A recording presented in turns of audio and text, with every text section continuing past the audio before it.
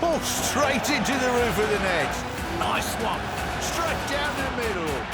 So a good performance from both teams. Hello and welcome. You're watching Firstpost. I'm Rupha Ramani. Let's get started.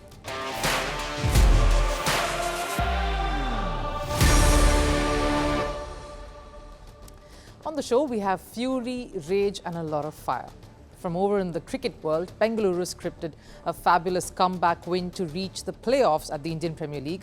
What makes this a special story, and did the former Chennai Super Kings captain MS Dhoni refuse to shake hands with his opponents after the loss? Why did he walk away in a huff?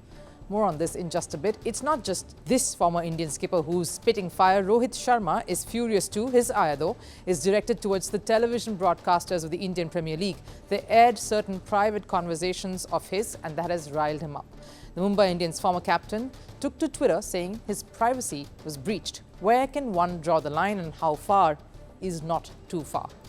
Over in chess, Casablanca, inspired by the classical movie that raked in the Oscar awards, had a star cast, but only one star shone bright on the chess stage, taking away top honours early today. Magnus Carlsen proving to be an unstoppable force with every single tournament.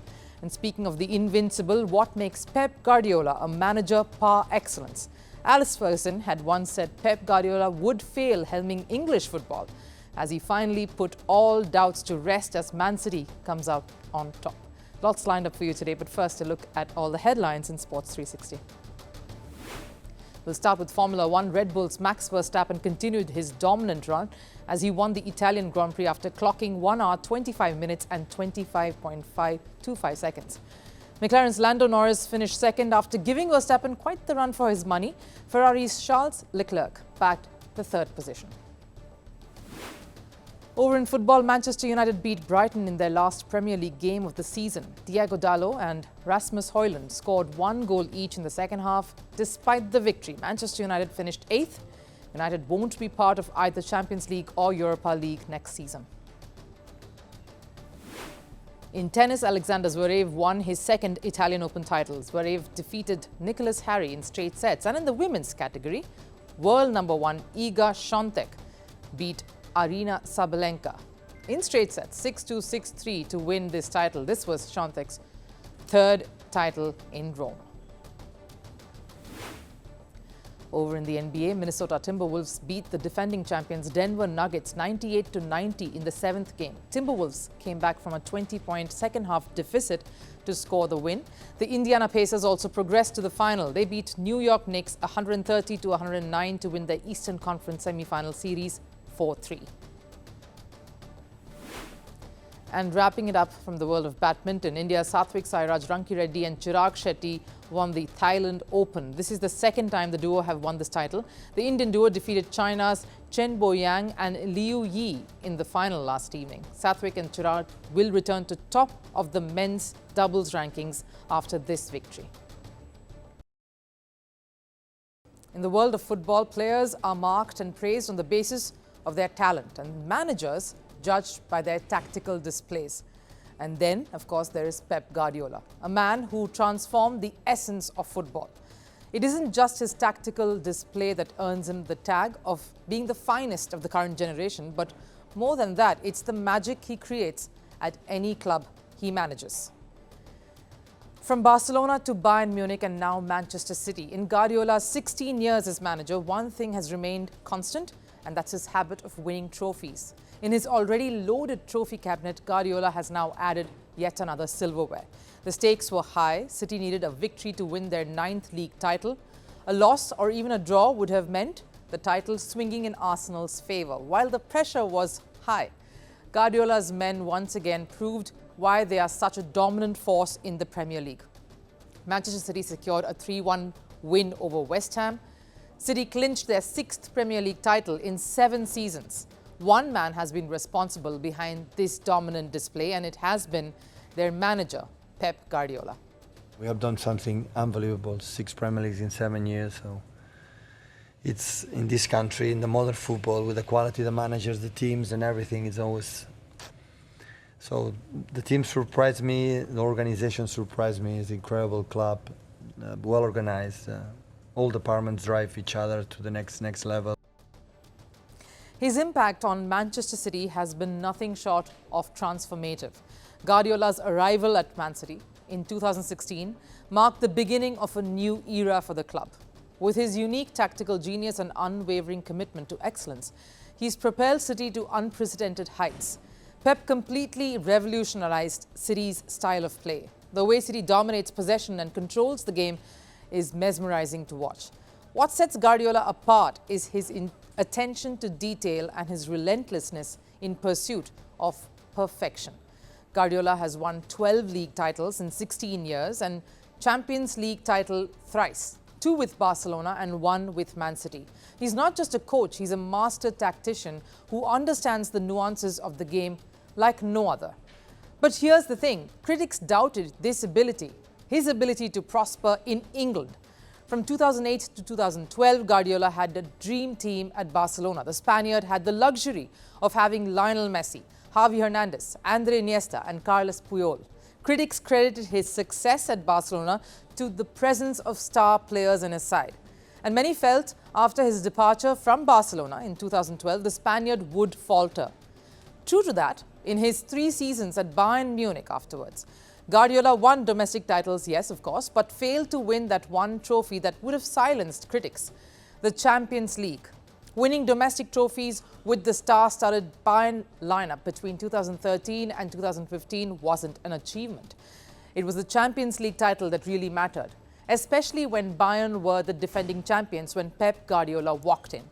Bayern reached the semi-finals of Champions League 3 times in Guardiola's era, and even with players like Robert Lewandowski, Arjen Robben and Philipp Lahm, Guardiola's failure to win the Champions League casted doubts over the authenticity of his legacy. So when Guardiola came over to England to manage Manchester City, everyone thought he just prospered with good players in the team. Even Manchester United boss Alex Ferguson didn't give Pep Guardiola quite the chance. He will be a success, but I don't think he'll ever replicate what he did at Barcelona. Man City have made a real coup in getting him, but Pep won't find it easy. English football is not easy. And initially, that was probably the case. Fans and opposition clubs rated his success down to oil money. Guardiola had already spent more than $1 billion during his tenure. But if splurging cash could really amount to guaranteed success, what explains Manchester United and Chelsea's fortunes this season? Why are the likes of Newcastle not in the top 4 despite their Saudi backing? Guardiola may have brought in big guns like Erling Haaland, yes, but his ability to develop and nurture that raw talent is incredible. And you need that. Look at players like Phil Foden, who have flourished under his guidance. He made Kevin De Bruyne a massive force in midfield. And while Haaland was still a raw talent, Guardiola made optimum use of him in the forward line. Under Guardiola's leadership, Manchester City has not only dominated domestic circuit, but has also conquered Europe. Their treble victory in Champions League was a reflection of how good the side has become under Guardiola. They defeated Real Madrid in the semi-finals to reach the final. And the Champions League victory proved that Guardiola can thrive anywhere he goes. That's what makes him one of the finest of this generation. But even as Guardiola basks in the glory of yet another title win, there's a sense of uncertainty that's hanging over the Etihad Stadium. Guardiola has hinted at a possibility of his departure. The reality is, I'm closer to leaving than to staying. It's 8 years, will be 9. Right now, my feeling is I want to stay the next season. We talked with the club. We have time to talk next season because I have to see the players as well. If they follow me, they follow us. As Pep Guardiola prepares to embark on what could be his final season at Manchester City, one thing is certain. His legacy will endure long after he's gone. Pep Guardiola's impact on Manchester City cannot be overstated. He's not only transformed this club, but has also changed the landscape of English football with his presence. His departure will undoubtedly be a loss for City, but it's also an opportunity for the club to really build on the kind of legacy and the foundation that he's laid and continue this phase of success, because Guardiola's time at City wasn't just about winning. It was about nurturing and creating that winning mentality. That's what makes him a cut above the rest.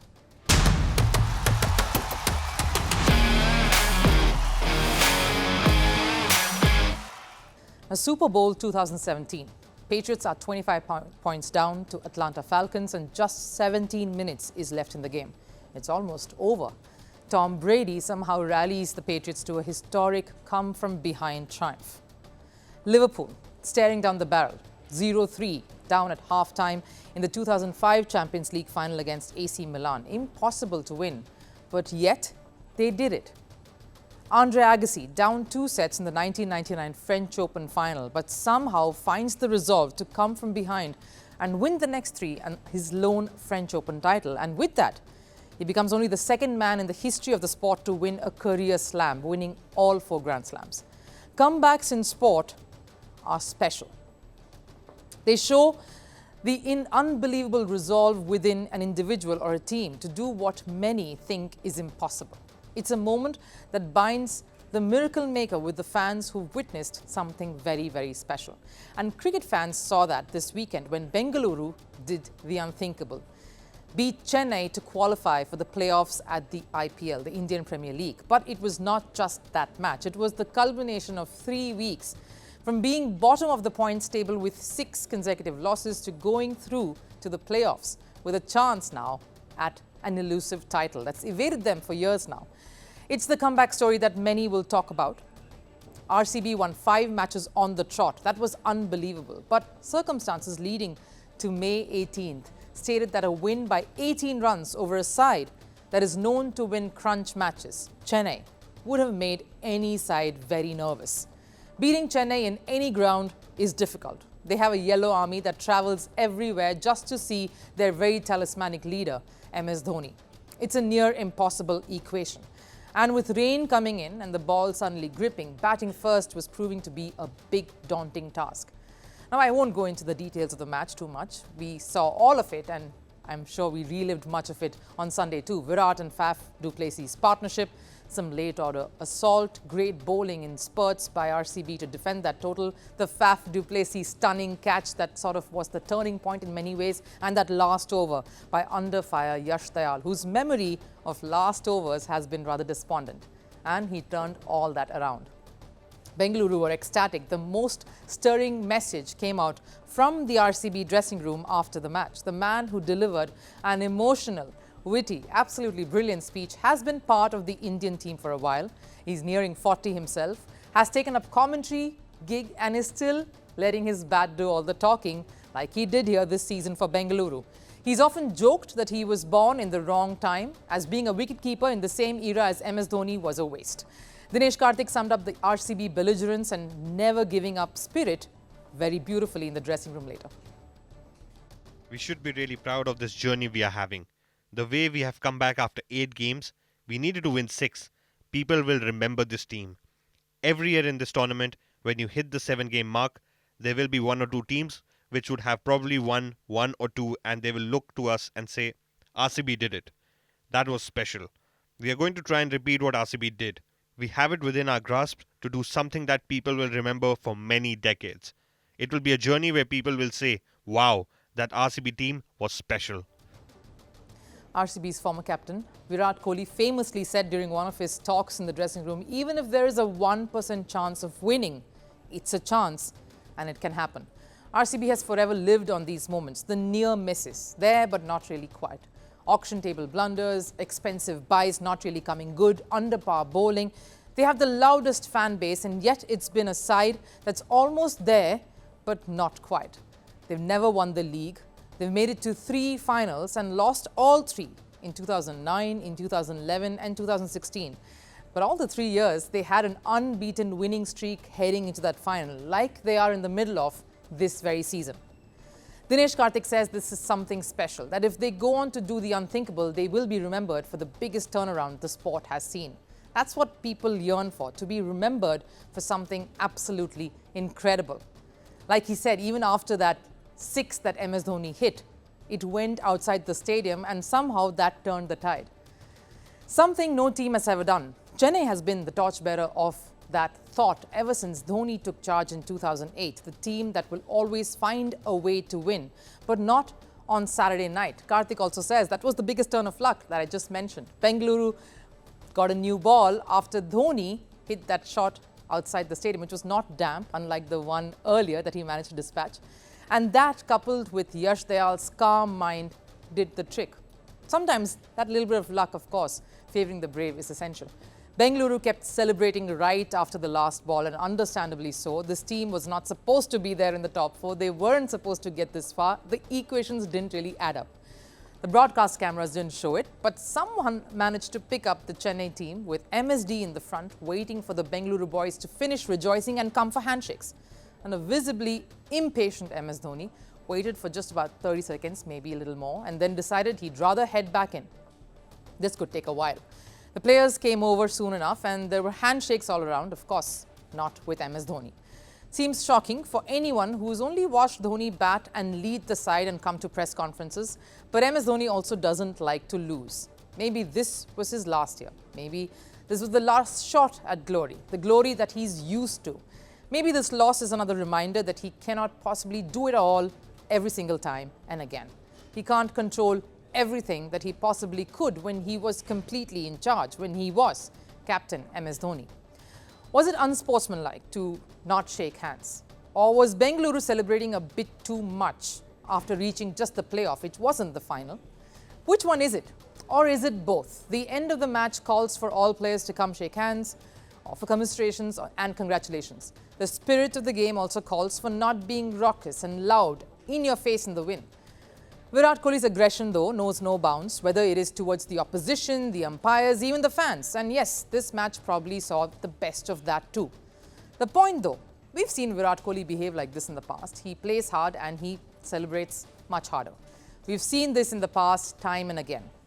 His behavior, or that of his teams, was not out of character. They won a game and they celebrated like none other. And to be a tad fair, it was an epic win for this side.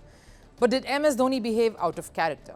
There was also some visuals that came through the very hard-working social media trigger-happy circles of Virat Kohli going over to the CSK dressing room much after the match. Understandably so again, because maybe all is probably well. But the scenes post the match just revealed how much MS Dhoni hated to miss out this year. And that's the question I'll leave you with. What was the more difficult visual or the more unpleasant visual to digest? Was it MS Dhoni refusing to shake hands after that loss? Or was it the way RCB was celebrating? What is it that you are going to leave this match feeling for? Magnus Carlsen may have abstained from playing the candidates' chess tournament. He may say he will be choosy over what formats he plays or what demands his time and energy and attention. But when he does, he will go all the way. The Norwegian is slowly becoming the undisputed king of the chess world, and it's because his success isn't just restricted to one format, a few tournaments, be it classical, rapid or blitz. Carlsen seems to know how to adapt and find ways to become invincible. In the recently concluded unique Casablanca tournament, Carlsen was unstoppable. The world champion was up against some of the finest in India's Viswanathan Anand, American Hikaru Nakamura and Egypt's Amin Baseem. And yet, Carlsen managed to come out on top. But what is this Casablanca tournament? What's the format like? And why is Carlsen's victory in this one extraordinary?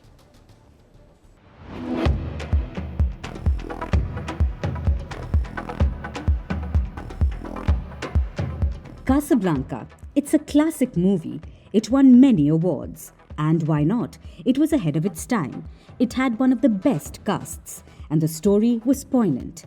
Casablanca in chess had a star-studded cast too.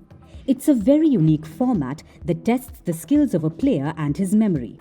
Both players facing off are provided a position each from a very famous game previously played. A position that offers equally balanced opportunities to both the players.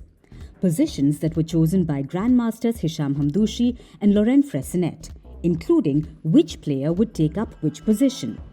The primary goal is to have a thrilling game and honor the history of chess, putting players in positions they're not used to, basically taking them out of their comfort zone. This was an inaugural tournament and it was held in Morocco, justifying its tag of the famous 1942 movie Casablanca. It starred Humphrey Bogart and Ingrid Bergman in the leads, exploring uncharted territories of the city Casablanca in Morocco. In the tournament too, the four players were engaged in a duel via moves from an old game, finding a way out from difficult situations. Four of the finest were present in Morocco. 4 star players from 4 different continents were up for glory.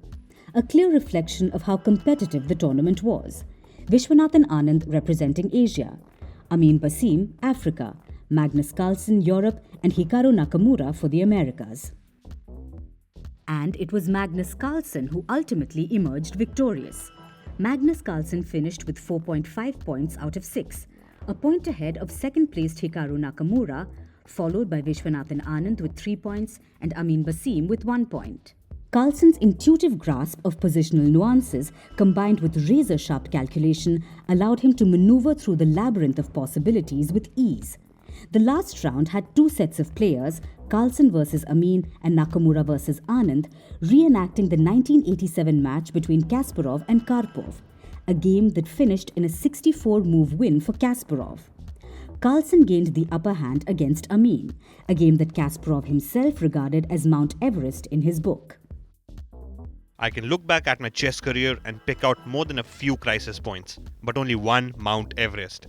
I would like to share the tale to investigate the means I used in winning the most important game of my life. Carlsen's approach to chess is not merely memorizing opening lines or executing flashy tactics. It's about understanding the essence of each position, unraveling its mysteries, and navigating the complexities with solid clarity. It was this trait that clearly made him the better player in the tournament. But perhaps what truly sets Carlsen apart is his hunger to constantly improve.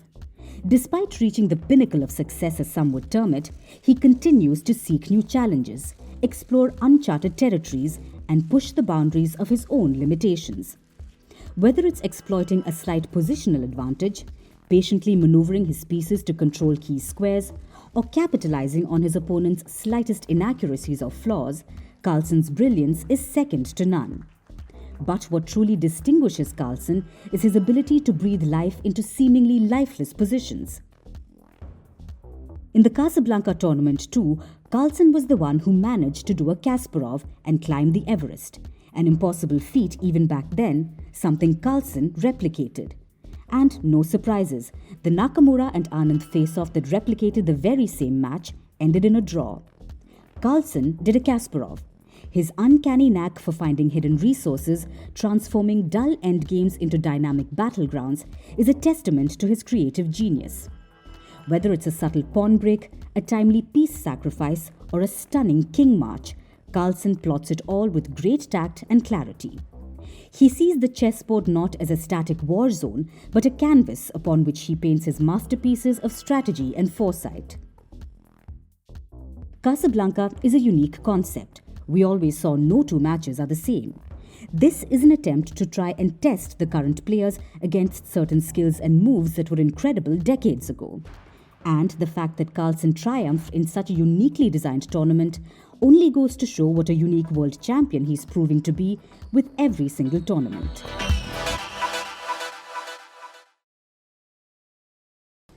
Now, the age of social media is here. Everyone has a phone. Everyone has a social media account. Everything can become news. The cameras on a sporting field can only capture what they spot, but a fan spots a bit of the rest.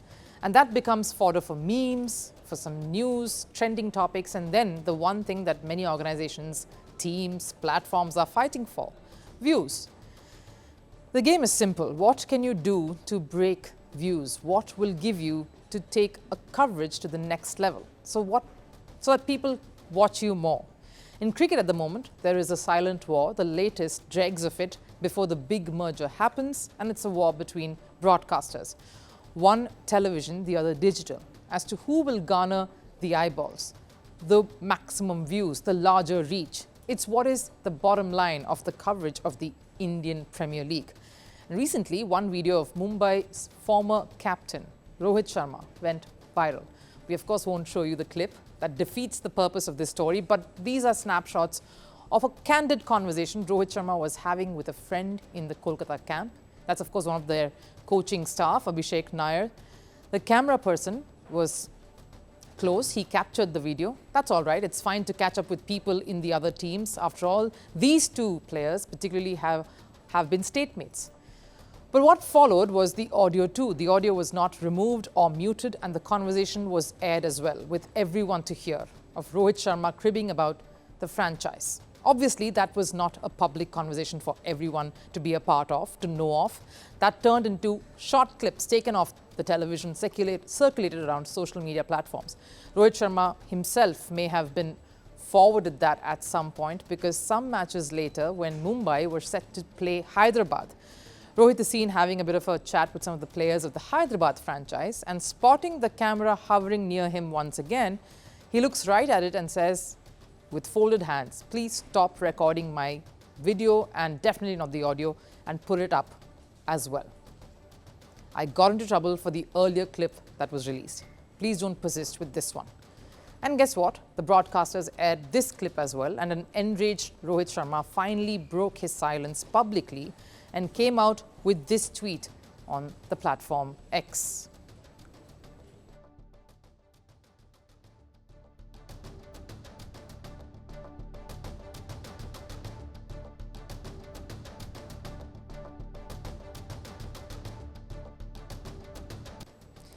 He calls out the TV broadcasters here. You can see that quote, that tweet that he put out once more. He calls out the TV broadcasters unabashedly and is very, very upset with a lack of ethics or boundaries. He says there is a lack of respect. The trust has been broken due to this, despite being requested not to air it.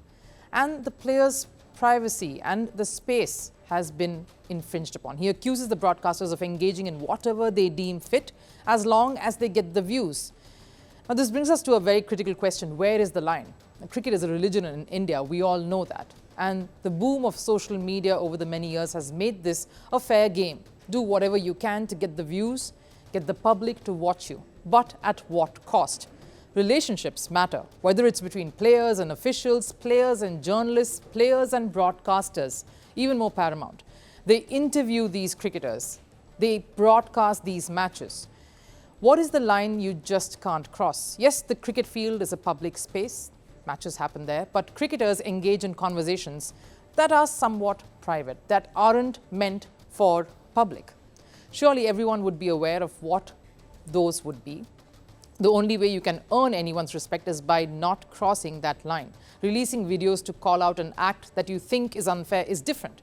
But releasing audio that you know is something that is private and wouldn't want to be aired, even then, a second violation where the player is seen requesting the camera person and the broadcaster not to play it is aired, is crossing of lines. What do you think as a fan and one who consumes online content so much? Don't players and public figures have the right to keep some things that way?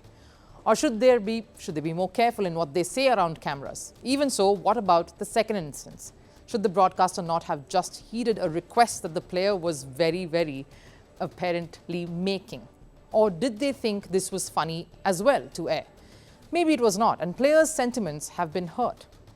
So the question is, where to draw the line? And is there a change in cricket programming or broadcasting that is required at this point?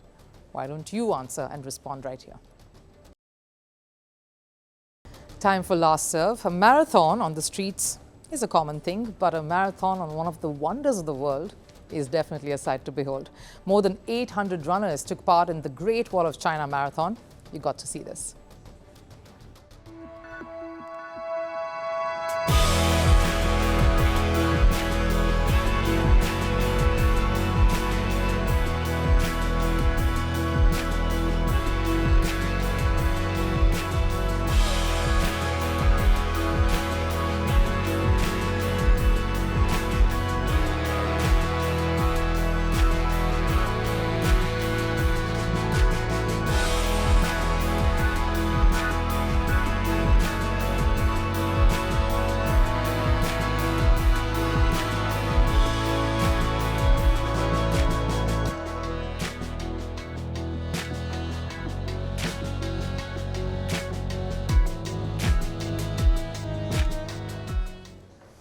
Stunning visuals, that a marathon that slowly turned into a very rigorous hike at one point, and understandably so. But that does it here on First Sports. Join me again with some fresh stories tomorrow. I'll see you then. Bye-bye.